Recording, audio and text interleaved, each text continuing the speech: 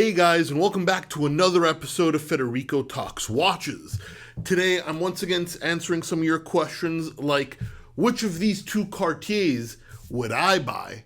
And what is the most annoying and expensive complication to get serviced? All that and more in today's episode. Now, of course, before we get started, customary wristwatch check. Today, I'm wearing my Breguet Marine previous generation steel big date. Absolutely love it. Haven't been wearing it a lot lately, which is strange because it's probably one of my top 3 watches in my collection, but it's getting hot and the rubber strap is the perfect go-to. And also, guys, don't forget to check out delraywatch.com. Some very cool watches came in, including this Glashütte Original CQ with the black dial. This is the one with the patinaed indices. Pretty hard to get, very much in demand, and of course, we're the least expensive in the country.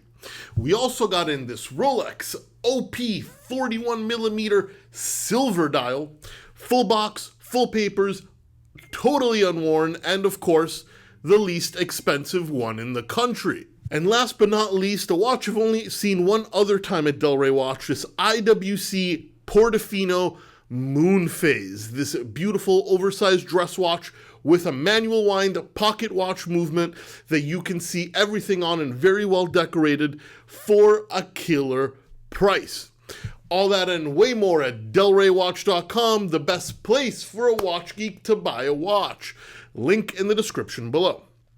Anyway, guys, you know the spiel. These are the questions you ask me on my Instagram account at Federico Talks Watches. A few times a month, a Q&A picture pops up. When you see that picture, feel free to ask a question. When I get enough questions, I take the picture down. Please do not DM me. I do not check them. And in no particular order, we start with Axe Darkea. He says, "Hey Fed, love your channel. Thank you.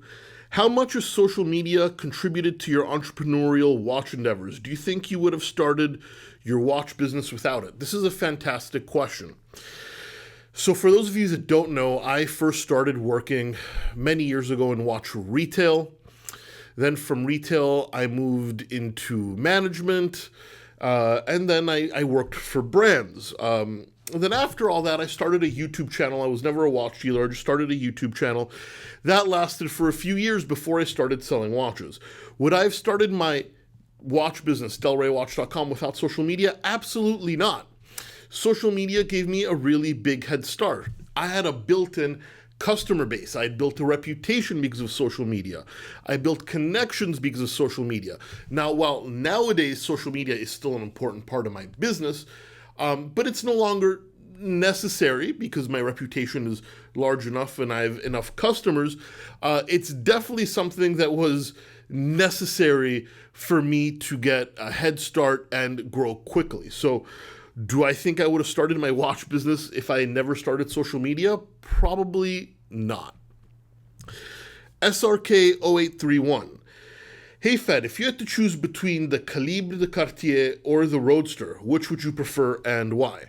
So this is a very easy choice for me. I would go with the Calibre all day long.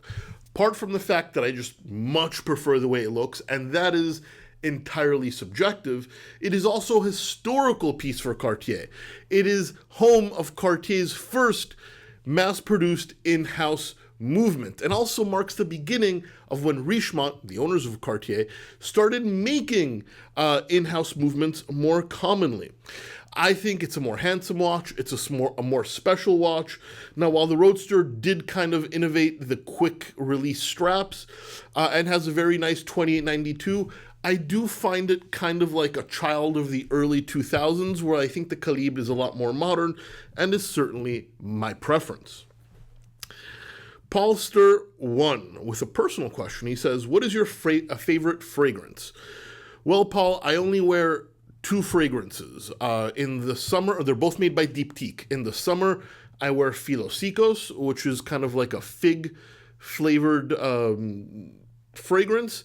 And during the winter, I wear L'Ombre dans l'Eau, which is a fragrance my father's been wearing probably since the 80s, and that's never going to change. It's kind of a family tradition. My brother also wears it. My father wears it. I absolutely love it. And now Diptyque is super popular, But I remember like 15 years ago trying to buy deep teak, it was almost impossible. You couldn't find it anywhere, but fantastic fragrances. Walter Wally. Besides watches and cars, do you have any other hobbies or interests, such as pens, books, or numismatics? So yes, I love watches and cars, and a lot of people here know that I love travel. I've traveled well over 1 million miles, almost multiple millions, I'd like to say. But I do have a couple of other hobbies. One is fairly obvious. Gastronomy, you don't get to be this size without liking food. I love everything from Michelin star restaurants to street food. I love exploring different cuisines, and that is part of my travel. But another thing you may not know is I'm very much into tailoring, and particularly shoes. I do collect shoes, not sneakers, more dress shoes, bespoke shoes, cordovan shoes, classically styled shoes, and I love tailoring as well. And, in like a sense of objects, along with watches and cars, it would be tailoring and shoes. Then last but not least, McMurna. What is the most annoying complication to service? So while I am not a watchmaker, I do own a business that services watches, and I understand about watchmaking, and I manage watchmakers, and without talking about like the crazy complications, like we don't service minute repeaters and things like that, of the common complications, the most annoying to service, by far, I've been told, is anything with multiple retrogrades. So basically the flyback mechanisms, but also perpetual calendars. And by annoying, in regards to perpetual calendars, it just means everything has to be synchronized and everything takes a lot of time.